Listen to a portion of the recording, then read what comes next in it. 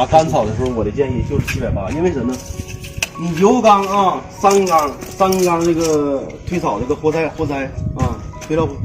油缸活塞，它推的位置应该是与包口一齐的，包口咱是这个位置。如果你调短了，在这个位置你留下了啊15公分左右的时候，你可想而知，你一缸来的时候，始终有个大头在这儿，